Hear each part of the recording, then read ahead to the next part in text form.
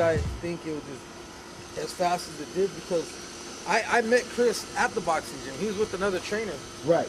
And when he was still an amateur, and I'll be cleaning the damn floor trying to talk to you guys. Anyways, he trained as an amateur. Him and I became pretty good friends at the gym, you know. Then realized that we knew a lot of the same people. Right. Obviously, we started hanging out because him and I don't have that age gap that most trainer and fighters do. It's like 5 years, even though he acts like a fucking kid.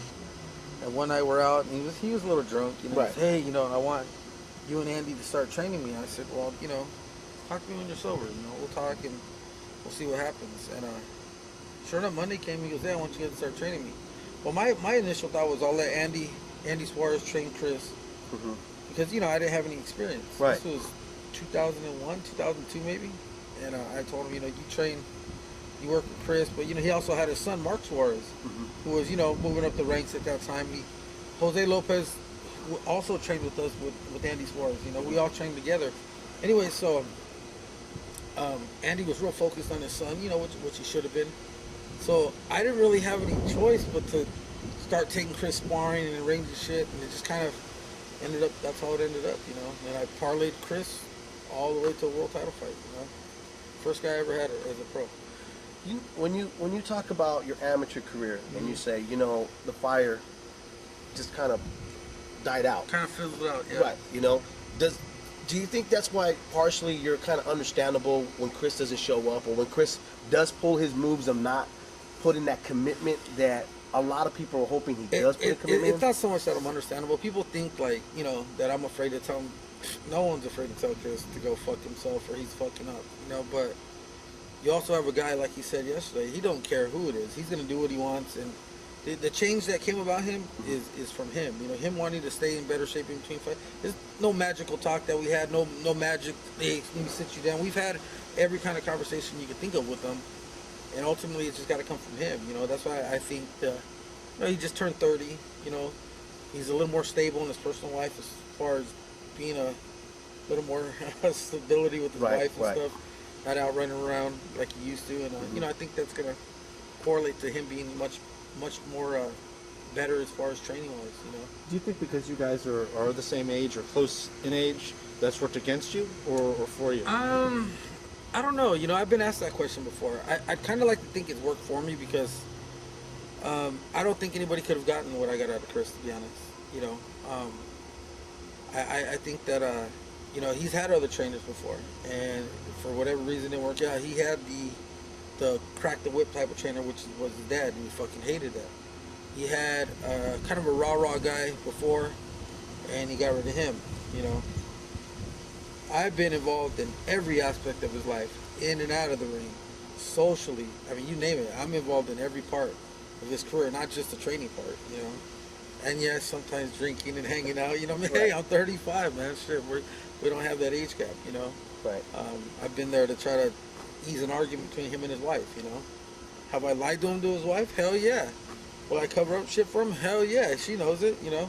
That's my boy. But one thing I've never not lied to him is boxing related. I've never not been honest with him. Now, you know, I'm not saying fighters should do this when you can, but I'm not fighting.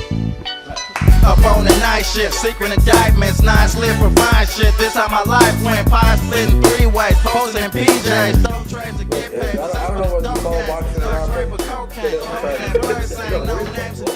That's how it goes, man. Hopes and dreams about my $1 million team and beans and copper keys from other states. Do you see it? Because every relationship's got to end at one time. Oh, right? absolutely. Does it end bad? And do you think this relationship, because Chris is so self-destructive, does it end bad? Him and I, or just his career in general? Just Career in general. career in general, and even yourself, you and him. No, him and I, no. His career, I don't think so. You know, if we can keep going whatever he's got going, because whatever he's got going on in his head right now, it's all positive, and it's all through his doing. Like I said, there is no like magical talk we had. It wasn't like something that just instantly clicked to him. Yeah. I just think, you know, like I said, the stability more in his personal life. It's almost like an alcoholic that, you know, when I've dealt with them, you can take them to the meeting, you can do all that Right. stuff until they go, you know what, I got a problem. Yeah. It's not going to change. And and here's the thing. He's always been one to make fun of himself and laugh at jokes that, but I'm sure when he's alone and looks in the mirror, like, I know he's got to know he squandered some opportunities, and not even the Klitschko fight, because we were a 9-1 underdog. Nobody, to be honest, outside of us, expected us to win the fight, But the Adamek fight cost him millions of dollars. There was 2 people that weren't surprised we lost, myself and Daryl Hudson. Daryl will tell you the same thing. There was no surprise that we lost.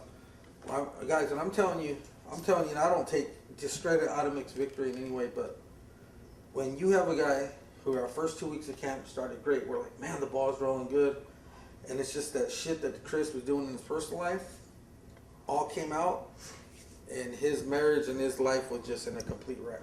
So what happens then?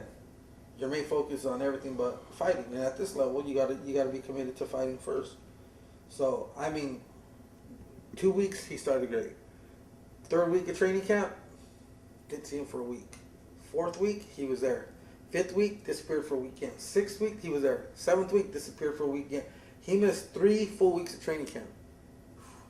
And I had sparring partners that said, basically, Henry, I don't care how much you're paying me, $1,500 a week. I can't be involved in this shit. This shit's fucking killing my morale. Send me the fuck home.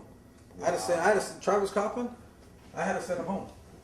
I said, Travis, you're getting paid $1,500 plus $400 for food. I don't give a fuck. Send me home. I don't want to sit. I ain't seen Chris in a week. I didn't come to spar with your guys' sparring partners. So I came to spar with Chris. Right. Sent them home. Even Fresno Kendall. We have Fresno Kendall, man. Fresno, great guy. He kept it as positive as possible. He's a positive guy. But, He just said no. He was here for 3 weeks with us. I think Chris sparred with him 2 or 3 times. Wow. 20. Why is there no fining, of like a fine to him not showing up? I mean, the NFL players, NBA players, they don't show up to practice. They get fined. The funny thing is, I had this conversation with Abel Sanchez, right? He trained Sam Peter, and we're talking about this, and he says, Henry, you got to remember, you're a young man, but me, even my age, and I'm more established than you. You always got to remember, the fighters pay us. There's no organization hanging. I mean, we've had countless talks with Dan Goossen. Chris is like, I'm going to do this, I'm going to do that, and, You're stuck in, we were talking about this in the car, that you're kind of stuck between a rock and a hard head, is what I said. Right. And on one level, it's like, you're going to make great money with Right. this guy if he lives up to his potential. Right. On the other hand, if you leave him, and as a way of punishing him, you're going to be throwing him to the wolves. Right. Some dude that's not going to care as much as you do, Right. that'll let him fight when he's not ready Right. and not give a shit. And see, like I said, there's been, there'd be a line of trainers that train Chris, There's a lot of potential there. He's ranked in the top 2 or 3 in the WBC, like 4 or 5 in the IBF. I mean, he's 1 fight away from fighting for a huge fight again. Mm-hmm. But it'd be easier for someone to want to come in now when I put in the 9 years, the grunt work. I've been with Chris since the check said $600, $1,100. I mean, his fight check, you know what I mean? I didn't charge a dime till after 10th fight. It was costing me money to train him. Luckily, I met Wes Crockett. We worked out a deal with Al Heyman, and I got them to invest, and How much do you think you've invested in Chris for that time period of getting him ready, 10 fights down the road? I mean, money-wise, I don't know, but I'll say one thing. I definitely did make out in the end. Right. I mean, between... But I mean, there's trainers out there, we were talking about this, where trainers, you hit the jackpot the first time you decided to put Right. the coin in the machine. Right. There's other trainers that have to go through fighters after fighters Right. to find their money golden going. goose, yeah. No.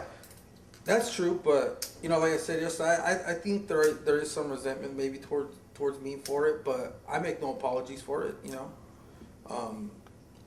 Everybody gets lucky at a Yeah, different time. there's a lot of guys who do this for nothing, like I did initially. I didn't have to do it as long for nothing, but it doesn't discredit what I've done with Chris. And hey, ultimately this is a business. At this elite level, everybody wants to get paid. Fighters, trainers, everybody included. Cutmen, everybody gets paid. That's just the way it is.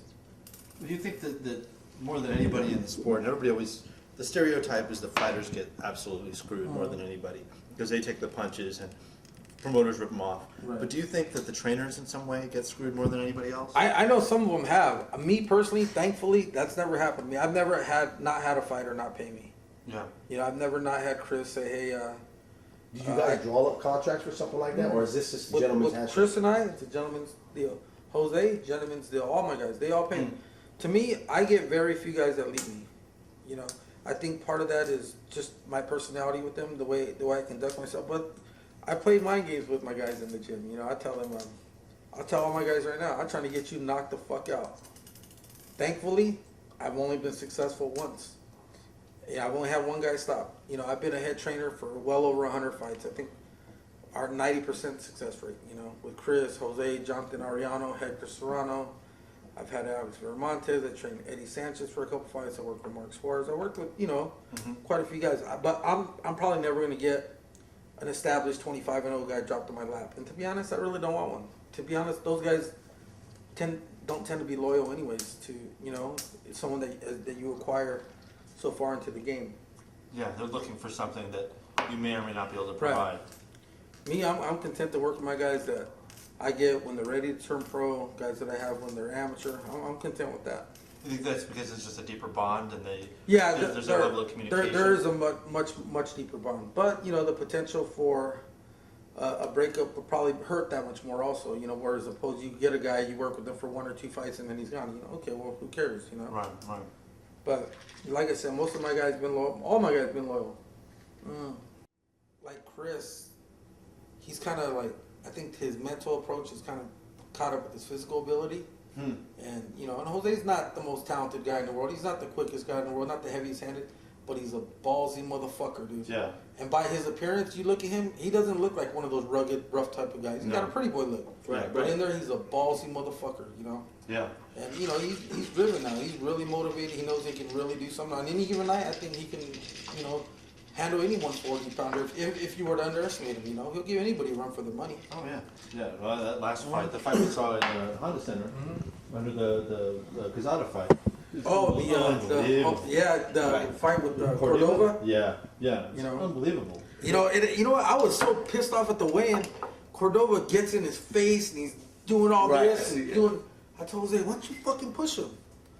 I don't want to get fined. Man, fuck that. I would have paid your fine. He goes, well, fuck, now you tell me. Is there a physical or mental toll that Chris has taken on you more than the other Oh, fighters? man, you don't even know. Hell yes, man. Hell yes, because the other guys, they're a little more stable. A little more stable as far as the way they live. They're the way it should be, right? Yeah, they do things. You know, Jonathan's a young man. He's married, you know. Sure. Jose's in a serious relationship. You know, I'll get to Jose later. He's actually dated my cousin. Oh, was that? For like 3 years, and then that kind of fell off. And like he was doing his dirt. I didn't care though. I mean, Right. I have a policy: fighters over family. You know, I told her don't ever get involved with the fighter. She did, and there you go. You know. But that's got to sting a little bit. It did. But you know, what can I say? Because even policies, at sometimes, in some level, you think of. That was their thing. You think of, oh man, like why did he even put me in this position? Kind of. But Chris has taken a toll, like you said. I mean, because I have to deal with so much more with him besides the boxing aspect. Because he's your friend. Because it's my friend, and like I said, I'm involved in everything in his career. So like, He's also your first. also my first fighter, yeah. I'm starting to notice you're not that reckless, but you do live on the edge. I live on the edge a little bit, but I'm not. I'm a reserved on the edge. Yeah, 3 inches away from the cliff. A little more. I'm on the edge, but I have my seatbelt on. In other words, and he doesn't, I guess. Because the reason I'm saying this is because you do things out of norm that a normal trainer would do. I mean, for what your age, you're fighters. You're 35 years old. Are you going to the gym tonight? And is this normal to have a